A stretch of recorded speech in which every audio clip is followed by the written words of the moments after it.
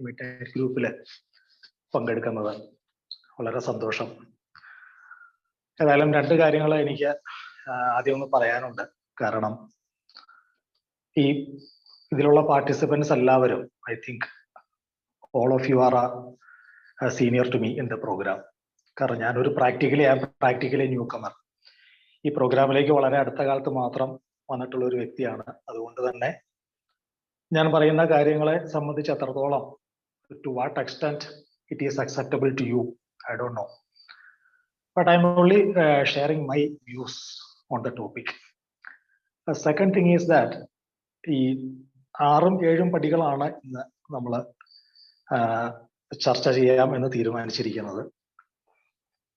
Alcoholics anonymous എന്ന programme നിർദ്ദേശിക്കുന്ന രീതിയിൽ 6ഉം 7ഉം പടികൾ ഞാൻ ചെയ്തിട്ടില്ല എന്നുള്ളതാണ് സത്യം.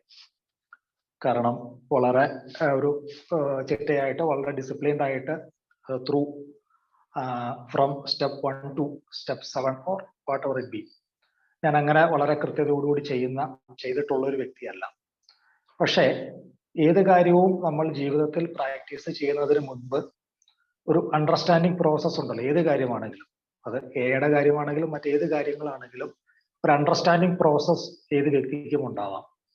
അതിന്റെ അടിസ്ഥാനത്തിൽ ഈ 2 പടികളെ കുറിച്ചും ഞാൻ മനസ്സിലാക്കിയ കാര്യങ്ങളാണ് ഞാൻ ഷെയർ ചെയ്യുന്നത്. ഈ ഒരു 2 കാര്യങ്ങൾ ഞാൻ ആദ്യമായിട്ട് എല്ലാവരോടും ഒന്ന് പറയുകയാണ്. നമുക്ക് നമ്മുടെ ഈ മീറ്റിംഗിലേക്ക്, ഈ വിഷയത്തിലേക്ക് കടന്നു കഴിഞ്ഞാൽ, ആൽക്കഹോളിക്സ് അനോണിമസ് എന്നുള്ള ഒരു കൂട്ടായ്മയിൽ വന്നതിന് ശേഷം കിട്ടിയ ഏറ്റവും വലിയൊരു പ്രയോജനം എന്താണ് എന്ന് എന്നോട് ആരെങ്കിലും ചോദിച്ചു കഴിഞ്ഞാൽ, ഞാനൊരു മദ്യാസക്തനാണ് എന്ന് എനിക്ക് മനസ്സിലായി എന്നുള്ളതാണ്.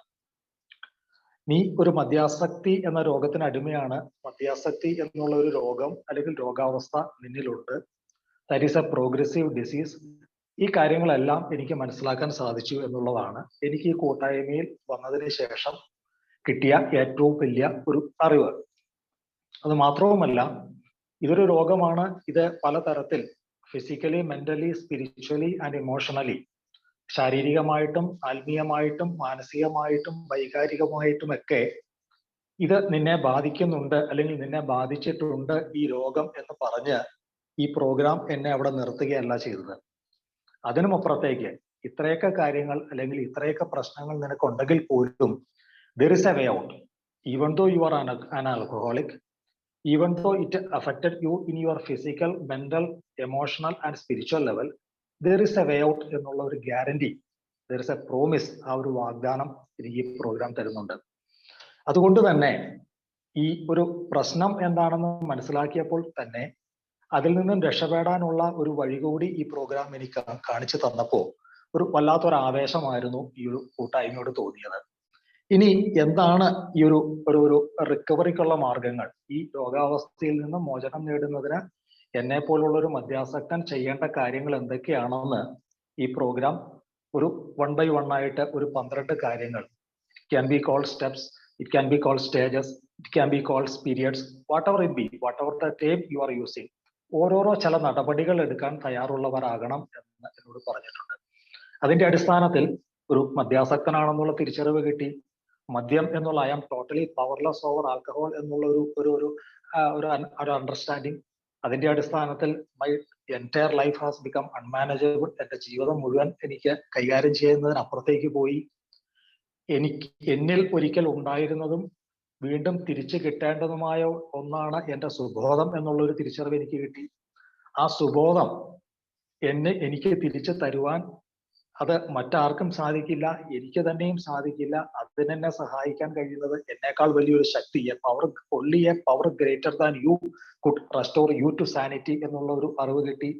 അതിനുശേഷം I turned my entire life to the care of a higher power. എന്റെ ജീവിതം മുഴുവൻ ഞാൻ എന്നേക്കാൾ വലിയൊരു ശക്തിയിലേക്ക് വിട്ടുകൊടുത്തു.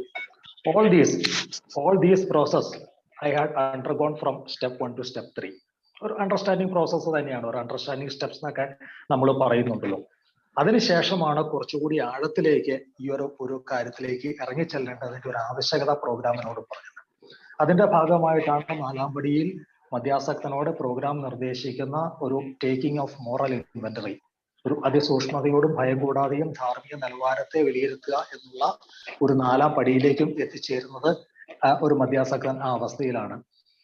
Then we are approaching step 5, rather an act of confession, admitting our exact nature of our wrongs to God, ourselves and to another human being. ഞങ്ങളുടെ തെറ്റുകൾ ദൈവത്തോടും സ്വന്തമായും വേറൊരു വ്യക്തിയോടും ഏറ്റുപറയുക എന്നുള്ള ഒരു പ്രോസസ്സിലേക്ക് നമ്മൾ എത്തുന്നു.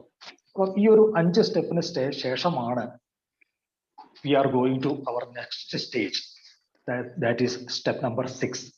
അതായത് ഇതിനെക്കുറിച്ച് നമുക്കറിയാം, പ്രോഗ്രാമിലൊക്കെ വളരെ ആത്മാർത്ഥമായിട്ട് പ്രോഗ്രാം ചെയ്യുന്ന വ്യക്തികൾക്കറിയാം, ഈ 5ാം പടിയുടെ ഒരവസാനം 5ാം പടി വരെ ചെയ്തതിന് ശേഷം ഈ 1 മുതൽ 5 വരെയുള്ള പടികളെ കുറിച്ച് ഒരു റിവ്യൂ നടത്താൻ നമ്മളോട് ആവശ്യപ്പെടുന്നുണ്ട്. അതായത് 1 മുതൽ ചെയ്ത കാര്യങ്ങൾ വളരെ ആത്മാർത്ഥമായിട്ടാണോ ഞാൻ ചെയ്തത്, ഏതെങ്കിലും ഭാഗങ്ങൾ വിട്ടുപോയിട്ടുണ്ടോ, ഞാൻ എന്റെ ഭാഗത്ത് നിന്ന് എന്തെങ്കിലും കുറ്റങ്ങളും കുറവുകളും വന്നിട്ടുണ്ടോ, എന്റെ foundation is it very strong എന്നുള്ള കാര്യങ്ങളൊക്കെ മനസ്സിലാക്കുന്നതിന് വേണ്ടി I am taking a review after completing or as a part of the last stage of 5th step. ആ ഒരു റിവ്യൂ അവിടെ നടത്തുന്നുണ്ട്. ഇതിനെല്ലാത്തിനും, അതായത് എന്റെ പൂർണ്ണമായിട്ടും ആത്മാർത്ഥമായിട്ടുമുള്ള ഒരു ശ്രമം ഈ 5ാം പടിയിൽ ഞാൻ നടത്തി എന്നുള്ളൊരു തിരിച്ചറിവ് കിട്ടിക്കഴിഞ്ഞാൽ അതിനുശേഷം വി ആർ എൻ്ററിങ് സ്റ്റെപ്പ് 6. അതായത് ദൈവം ഞങ്ങളുടെ ഈ വക സ്വഭാവ ദൂഷ്യങ്ങളെ മാറ്റിത്തരുന്നതിന് ഞങ്ങൾ പൂർണ്ണമായും തയ്യാറായി. We are entirely ready to have got remove all these defects of character. അതായത് ഇതിനെക്കുറിച്ച് പറയുന്നത്, ഒരു 5ാം പടി വളരെ സത്യസന്ധമായിട്ട് ചെയ്ത് കഴിഞ്ഞാൽ ഈ step 6 is like walk in the park എന്ന് പറയുന്നുണ്ട്. വളരെ ഒരു പാർക്കിലൂടെ നടക്കുന്ന അത്രയ്ക്കും വളരെ ഈസി ആയിട്ട്, it is just like walk in the park എന്ന് പറയുന്നുണ്ട്. അത്രയ്ക്കും ഒരു സുഖകരമായ രീതിയിൽ മുന്നോട്ട് പോകുന്നതിനാവശ്യമായിട്ടുള്ള ഒരു സാഹചര്യം ഈ 5ാം പടിയിൽ നിന്നും ഒരു മധ്യാസക്തൻ നേടിയെടുക്കുന്നുണ്ട്. നമ്മുടെ 12 അതിനെക്കുറിച്ച് വളരെ കൃത്യമായിട്ട് പറയുന്നുണ്ട്. This is A step that separates men from boys. വളർച്ച പ്രാപിച്ചവരും വളർച്ചയിലേക്ക് എത്തിക്കൊണ്ടിരിക്കുന്നവരും തമ്മിൽ വേർതിരിക്കുന്ന ഒരു പടിയാണ് ഈ 6ാം പടി എന്ന് പറയുന്നുണ്ട്. ഈ നമ്മുടെ സ്റ്റെപ്പുകളെ വിശേഷിപ്പിക്കുന്ന രീതിയൊക്കെ നോക്കിക്കഴിഞ്ഞാൽ this is step 6 is the last preparation step എന്ന് നമുക്ക് മനസ്സിലാക്കാൻ സാധിക്കും. അപ്പൊ ഒരു മധ്യാസക്തനെ സംബന്ധിച്ചിടത്തോളം ആത്മീയമായിട്ടുള്ള വളർച്ചയ്ക്ക് ഏറ്റവും സഹായിക്കുന്ന ഒരു പടിയായിട്ട് നമ്മൾ ഈ 6ാം പടിയെ കാണുന്നുണ്ട്. ഇനി ഈ പടിയെ സംബന്ധിച്ച് നമുക്ക് ജസ്റ്റ് ഒരു അനാലിസിസ് വളരെ പെട്ടെന്ന്, വളരെ ചുരുക്കം സമയത്തിനുള്ളിൽ എടുത്തു കഴിഞ്ഞാൽ നമുക്കൊന്നുകൂടി I can once again repeat that step. We were entirely ready to have God remove all these defects of character. അപ്പം എന്താണ് എന്നിലുള്ള സ്വഭാവ ദൂഷ്യങ്ങളെ 4ഉം 5ഉം പടികളിൽ ചെയ്തതിന്റെ ഫലമായിട്ട് ഞാൻ മനസ്സിലാക്കിയെടുക്കുന്ന, അല്ലെങ്കിൽ എന്നിൽ തന്നെ ഉണ്ടെന്ന് ഞാൻ അംഗീകരിക്കുന്ന, ഞാൻ തിരിച്ചറിയുന്ന certain defects of character, അത് ഞാൻ മാറ്റേണ്ടതാണോ അല്ലെങ്കിൽ അത് മാറേണ്ടതുണ്ടോ എന്നുള്ള ഒരു ചോയ്സ്, ഒരു ഓപ്ഷൻ എൻ്റെ മുന്നിലുണ്ട്. ആ ഡിസിഷൻ, ആ തീരുമാനത്തിന്റെ അടിസ്ഥാനത്തിലാണ് 6ാം പടിക്ക് ഒരു നിലനിൽപ്പുള്ളൂ. അപ്പം ഇവിടെ എന്താണ് character? we know what is the usual definition of the term character. ക്യാരക്ടറിനെ കുറിച്ച് പറയുന്നത് mental and moral qualities distinctive A particular individual ആണ്. അതായത് ഒരു വ്യക്തിയെ സംബന്ധിച്ച് അവന്റെ മാനസികവും ധാർമ്മികമായിട്ടുമുള്ള ചില ഗുണനിലവാരത്തെയാണ് നമ്മൾ ഈ ഒരു ക്യാരക്ടർ എന്ന് പറയുന്നത്. അപ്പം യൂഷ്വലി അതൊരു ബിഹേവിയർ പാറ്റേൺ ആണ്. ഒരു വ്യക്തിയുടെ പെരുമാറ്റ രീതികളെ നമ്മൾ ഒരു ചുരുക്കത്തിൽ നമ്മൾ അവന്റെ സ്വഭാവം എന്ന് പറയും. അപ്പം അതിന്റെ ഡിഫക്ട്സ്, ഒരു വ്യക്തിയുടെ സ്വഭാവത്തിലുള്ള ഡിഫക്ട്സ് എന്തൊക്കെയാണ് എന്ന്, ഇപ്പൊ എന്നെ സംബന്ധിച്ച് എന്റെ സ്വഭാവത്തിൽ എന്തൊക്കെ കുറ്റങ്ങളുണ്ട്, കുറവുകളുണ്ട്, പരിമിതികളുണ്ട് എന്നൊക്കെ ഞാൻ മനസ്സിലാക്കിയെങ്കിൽ, 4ഉം 5ഉം പടികൾ ചെയ്തതിന് ശേഷം അതിന്റെ അടിസ്ഥാനത്തിൽ ഞാൻ മനസ്സിലാക്കിയെങ്കിൽ അത് മാറ്റേണ്ടതാണോ അല്ലെങ്കിൽ മാറേണ്ടതുണ്ടോ എന്ന് ഞാൻ ചിന്തിക്കേണ്ടതുണ്ട്. അപ്പോൾ ഒരു വ്യക്തിയെ സംബന്ധിച്ച് അവന്റെ he has got A character defect എന്ന് പറയുമ്പോൾ ആ വ്യക്തി ഒരു മോശക്കാരനാണെന്നോ അല്ലെങ്കിൽ ടോട്ടലി അവന്റെ ക്യാരക്ടർ മോശമാണോ എന്നോ അല്ല. ആ വ്യക്തി, we are not accusing that particular person. He is a person, but he has certain character defects എന്നുള്ള ഒരു കാര്യം മാത്രമേ ഉള്ളൂ.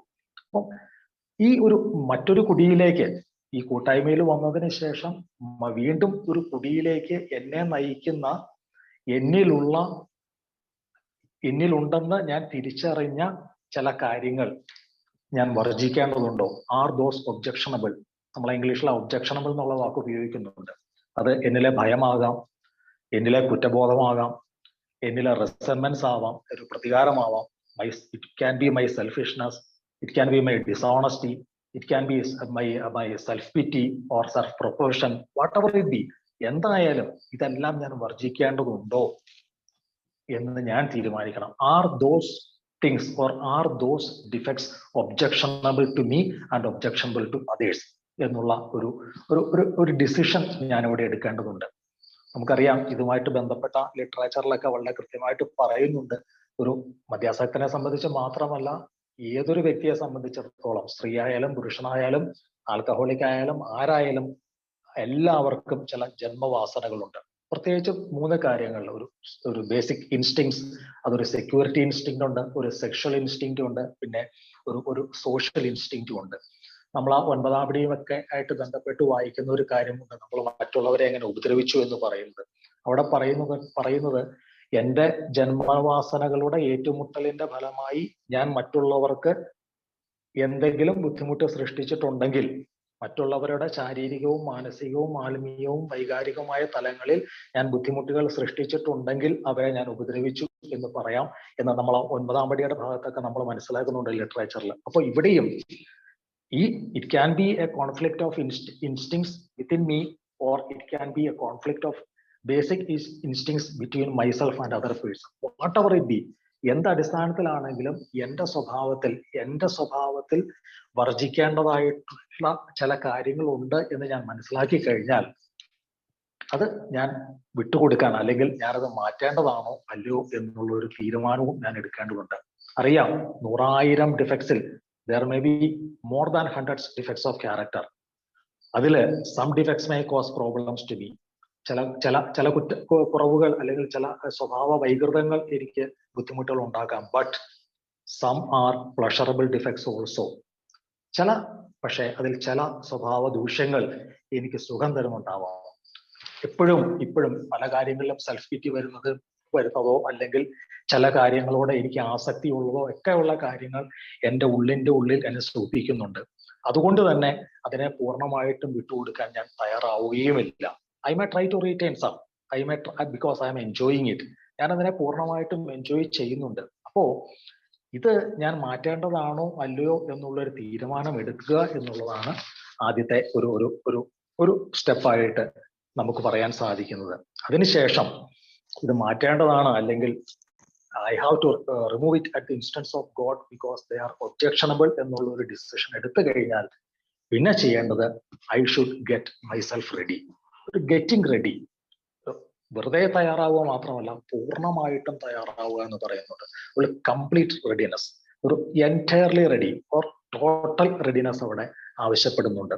ഒരു പൂർണ്ണമായിട്ടും ദൈവം ഈ കാര്യങ്ങളൊക്കെ എന്നിൽ നിന്നും മാറ്റാനായിട്ട് ഞാനൊരു തയ്യാറെടുപ്പ് അവിടെ നടത്തുന്നുണ്ട്. പ്രധാനമായിട്ടും നമുക്കിവിടെ മനസ്സിലാക്കാൻ സാധിക്കുന്നത് ഒരു 4 കാര്യങ്ങൾ ഈ റെഡിനെസ് എന്നുള്ള ഒരു കാര്യത്തിൽ ഉൾപ്പെട്ടിട്ടുണ്ട്. ഒന്ന്, ഫസ്റ്റ് തിങ് ഈസ് ദാറ്റ് ഒരു അക്സെപ്റ്റൻസ്. ഒരു കാര്യം ഞാനിവിടെ അംഗീകരിക്കുന്നുണ്ട് 6-ാം പടിയിൽ. എന്താണെന്ന് ചോദിച്ചു കഴിഞ്ഞാൽ, just like in the case of alcohol, I am powerless in respect of or before my character defects also. ഒരു കാലത്തും എന്നിലുണ്ടെന്ന് ഞാൻ പണ്ട് മനസ്സിലാക്കിയിരുന്നതും ഇപ്പോൾ കൂടുതൽ വെളിപ്പെട്ടു വന്നിട്ടുള്ളതുമായിട്ടുള്ള ഒരു 100,000 സ്വഭാവദൂഷ്യങ്ങൾ ഒന്നുപോലും എന്റെ ശ്രമം കൊണ്ട് എനിക്ക് മാറ്റിയെടുക്കാൻ സാധിക്കില്ല എന്നുള്ള വളരെ കൃത്യമായിട്ടുള്ള ഒരു തിരിച്ചറിവ്, ആ അക്സെപ്റ്റൻസ് ഓഫ് ദാറ്റ് ഫാക്ട്, അത് ഇതിന്റെ ഒരു 1ാമത്തെ ഘടകമായിട്ട് മനസ്സിലാക്കാം. രണ്ടാമതായിട്ട് ഒരു പ്രിപ്പറേഷൻ. I am prepared. ഞാൻ ടോട്ടലി പ്രിപ്പയർഡ് ആണ്. ഞാൻ ടോട്ടലി പ്രിപ്പയർഡ് ആവണം ഈ സ്റ്റെപ്പിൽ for letting God remove all these character defects എന്നുള്ള കാര്യത്തിന് ഒരു ടോട്ടൽ പ്രിപ്പറേഷൻ എന്റെ ഭാഗത്തു നിന്ന് ആവശ്യപ്പെടുന്നുണ്ട്. 3ാമതായിട്ട് ഒരു openness. I am not hiding anything to me. I am not concealing anything to me. I am totally or what do you call, or I am totally open. അത് പൂർണ്ണമായിട്ടും ഞാൻ തുറന്നു വെച്ചിരിക്കുകയാണ് എന്നെ. 4ാമതായിട്ട് ഒരു അവൈലബിലിറ്റി. ഞാൻ ഇതിനു വേണ്ടി ഞാൻ പൂർണ്ണമായിട്ടും I am only stretching my hands that God, I am ready. I am accepting certain things. I am prepared to do all these things, and I am open and I am making myself available for completing or undergoing this step എന്നുള്ള ഒരു readiness, പൂർണ്ണമായിട്ടും തയ്യാറാകുക എന്നുള്ള ഒരു കാര്യം ഇവിടെ കുറച്ച് emphasis കൊടുത്ത് മനസ്സിലാക്കേണ്ട കാര്യമുണ്ടെന്ന് തോന്നുന്നു. As far as an alcoholic like me is concern. നമ്മളൊരു മൂന്നാമത്തെ ഭാഗത്തേക്ക് എത്തിക്കഴിഞ്ഞാൽ ഒരു റിമൂവൽ, എന്നിലുള്ള സ്വഭാവ ദൂഷ്യങ്ങളെല്ലാം പൂർണ്ണമായും മാറ്റിത്തരുന്നതിന്, to remove all these character defects. So it is a process. ഒരു പ്രക്രിയ ഇവിടെ നടക്കുന്നുണ്ട്, ഒരു പ്രക്രിയ നടക്കാൻ പോകുന്നുണ്ട്. അതാണ് ഇതിന്റെ ഏറ്റവും കൂടുതൽ സൗന്ദര്യം. അതായത് ഇതെല്ലാം ഈ പൂർണ്ണമായിട്ടുള്ള തയ്യാറെടുക്കൽ നടക്കുമ്പോൾ പോലും എനിക്ക് ഒരു ഉറപ്പില്ല, ഞാൻ പ്രതീക്ഷിക്കുന്ന കാര്യം അല്ലെങ്കിൽ എനിക്ക് വാഗ്ദാനം ചെയ്യപ്പെട്ടിട്ടുള്ള കാര്യം നടക്കുമോ ഇല്ലയോ എന്നുള്ള ഒരു ഉറപ്പില്ല. ആ ഉറപ്പില്ലാത്ത കാര്യത്തിൽ പോലും ഒരു ആൽക്കഹോളിക് ആയിട്ടുള്ള ഞാൻ I am fully prepared to do that എന്നുള്ളതാണ്. അപ്പം there is a process, I am expecting a process in front of me. എന്താണ് ആ process? Removal of my defects of character.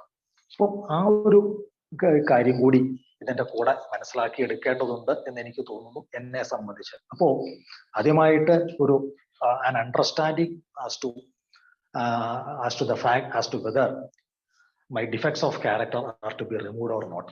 Secondly, I have to get myself ready for that. And thirdly, I am expecting a process at the instance of God, or I am expecting a process by God himself എന്നുള്ള ഒരു മൂന്ന് കാര്യങ്ങളും നമുക്ക് ഇതിനോട് ചേർത്ത് വെച്ച് വായിക്കാം എന്ന് തോന്നുന്നു. ഇനി ഇതിന്റെ ഒരു അടുത്ത ഭാഗത്തേക്ക് കടന്നു കഴിഞ്ഞാൽ എന്താണ് ഒരുത്തിന്റെ ഗ്യാരണ്ടി എന്ന് ചോദിച്ചു കഴിഞ്ഞാൽ, എന്നിലുള്ള എല്ലാ സ്വഭാവ ദോഷങ്ങളും, എന്നിൽ 100 സ്വഭാവ ദോഷങ്ങളുണ്ട്, ഇതെല്ലാം ഒരു സുപ്രഭാതത്തിൽ എടുത്തു മാറ്റപ്പെടുമോ എന്ന് ചോദിച്ചു കഴിഞ്ഞാൽ ഇല്ല എന്ന് തന്നെയാണ്. It is a time consuming process. ചിലപ്പോൾ ഒരു ആഴ്ചകൾ കൊണ്ടോ മാസങ്ങൾ കൊണ്ടോ വർഷങ്ങൾ കൊണ്ടോ ഒന്നും നടക്കണമെന്നില്ല. It's a time consuming process and it may take its own time also. അതുമാത്രവുമല്ല, എന്നിലുള്ള എല്ലാ സ്വഭാവ ദോഷങ്ങളും മാറും എന്നുള്ള ഒരു കാര്യവുമില്ല. ചിലത് മാറുന്നു, ചിലത് അതിന്റെ it's degree may severity may change, അത്രയൊക്കെ ഉള്ളൂ. മാത്രവുമല്ല, ഒരു ഡിഫക്റ്റ് ഓഫ് ക്യാരക്ടർ മാറ്റി കഴിഞ്ഞാൽ അവിടെ there is a possibility of replacement also. പിന്നിലെ ഒരു മോശം കാര്യം മാറ്റി കഴിഞ്ഞാൽ അവിടെ ഒരു റീപ്ലേസ്മെന്റ് നടക്കുന്നുണ്ട് എന്ന് നമുക്ക് മനസ്സിലാക്കിയെടുക്കാം. ഇനി ഈ ഒരു 6th സ്റ്റെപ്പിന്റെ അവസാന ഭാഗമായിട്ട് നമ്മൾ പറഞ്ഞു, എന്നുള്ള സ്വഭാവ ദൂഷ്യങ്ങളെ മാറ്റിയെടുക്കണം എന്ന് എനിക്കൊരാവശ്യകത തോന്നുന്നുണ്ടോ എന്നുള്ളത്. എങ്കിലും ചില കാര്യങ്ങൾ എന്നിൽ തന്നെ റീറ്റെയിൻ ചെയ്യേണ്ടി വരും പല കാരണങ്ങളാൽ. അതും കൂടി ഞാൻ വിട്ടുകൊടുക്കേണ്ടതാണ്, അല്ലെങ്കിൽ അതും കൂടി എടുത്തു മാറ്റപ്പെടേണ്ടതാണ് എന്നിൽ നിന്നുള്ള ഒരു ധാരണ എനിക്കുണ്ടെങ്കിൽ അതിനു വേണ്ടിയുള്ള ഒരു സന്നദ്ധതയ്ക്ക് വേണ്ടിയാണ്, അതിനു വേണ്ടിയുള്ള ഒരു വില്ലിങ്നെസ്സിന് വേണ്ടിയാണ് ഞാൻ ദൈവത്തോട് അപേക്ഷിക്കുന്നത്. അവിടെ നമ്മൾ we are approaching step number 7 എന്നുള്ളത്. ഞങ്ങളുടെ അപാകതകൾ മാറ്റുവാനായി ദൈവത്തോട് വിനയപൂർവ്വം അപേക്ഷിച്ചു.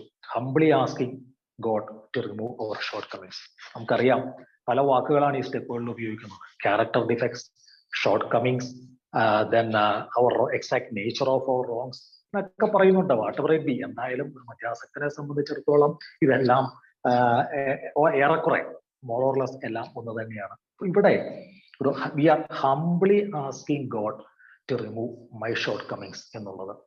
നമുക്കറിയാം, ഓരോ സ്റ്റെപ്പിനും, ആൽക്കഹോളിക്സ് അനോണിമസിലുള്ള ഓരോ സ്റ്റെപ്പിനും ചില സ്പിരിച്വൽ പ്രിൻസിപ്പിൾസ് ഉണ്ട്. 7ാം പടിയെ സംബന്ധിച്ച് അതിന്റെ സ്പിരിച്വൽ പ്രിൻസിപ്പിൾ ഒരു ഹംബിൾനെസ്, ഒരു എളിമ, ഒരു വിനയം എന്നുള്ളത് തന്നെയാണ്.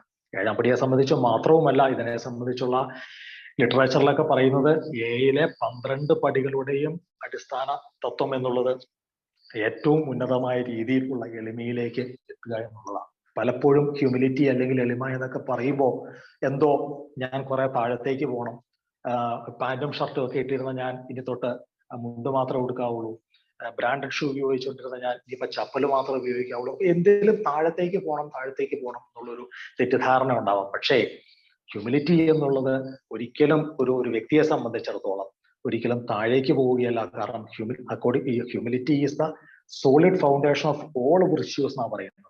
അത് കൺഫ്യൂഷ്യസ്, ചൈനീസ് ഫിലോസഫർ ആയിട്ടുള്ള കൺഫ്യൂഷ്യസ് പറഞ്ഞിരിക്കുന്ന humility is the solid foundation of all virtues. അപ്പൊ ശരിക്കും പറഞ്ഞു കഴിഞ്ഞാൽ ഒരു എളിമയിലേക്ക് ഉയരുകയാണ് ചെയ്യുന്നത്, ഒരിക്കലും എളിമയിലേക്ക് താഴുകയല്ല ചെയ്യുന്നത്.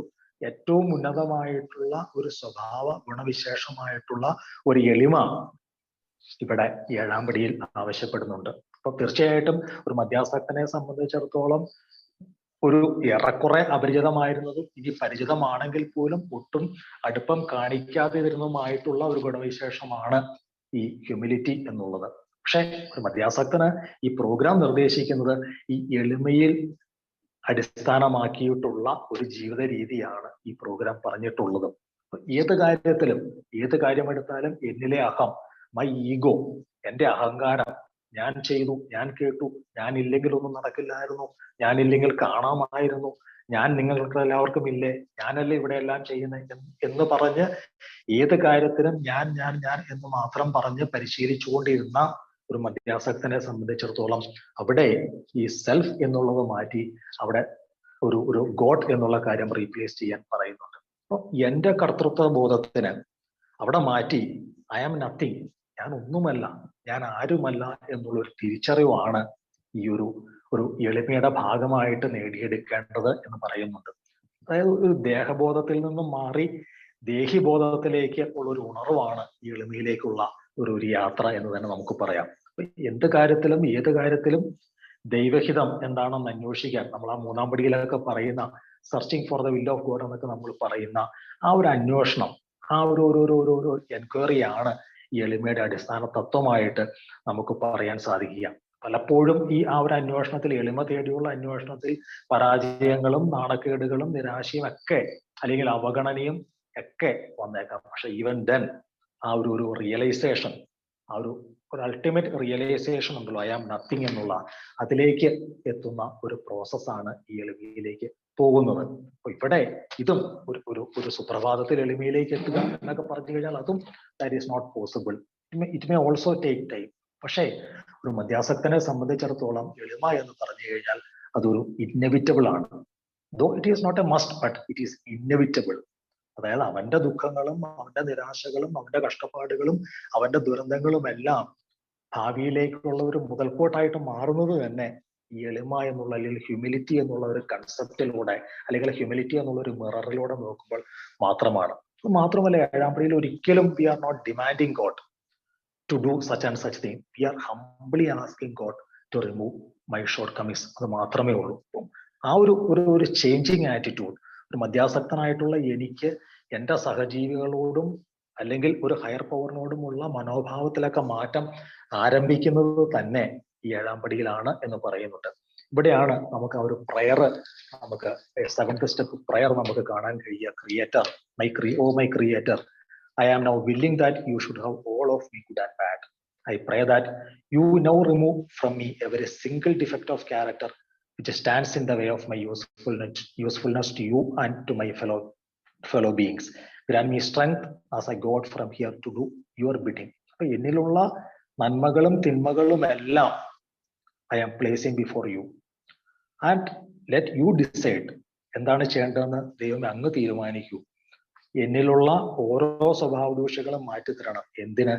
എനിക്കും എൻ്റെ സഹജീവികൾക്കും ഉപകാരപ്പെടാത്ത രീതിയിൽ എന്നിലുള്ള ഓരോ defects of character, every single defect of character അത് മാറ്റണമേ എന്ന് ഞാൻ ദൈവത്തോട് പ്രാർത്ഥിക്കുകയാണ്. അപ്പൊ തീർച്ചയായിട്ടും ഒരു 7th സ്റ്റെപ്പിലുള്ള ആ ഒരു ഏറ്റവും റെലവെന്റ് ആയിട്ടുള്ള കാര്യം ഒരു ഹംബിൾനെസ്, ആ ഒരു ഹ്യൂമിലിറ്റിയുടെ അടിസ്ഥാനത്തിലുള്ള ഒരു പ്രാർത്ഥനയാണ്, ഒരു പ്രയറാണ് 7th സ്റ്റെപ്പ് നമ്മളോട് ആവശ്യപ്പെടുന്നതും എന്ന് എനിക്ക് തോന്നുന്നു.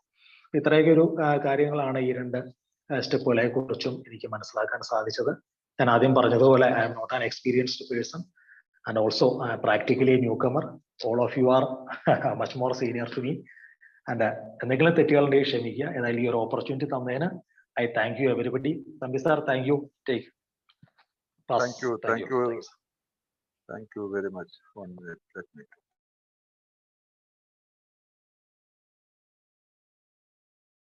So I never thought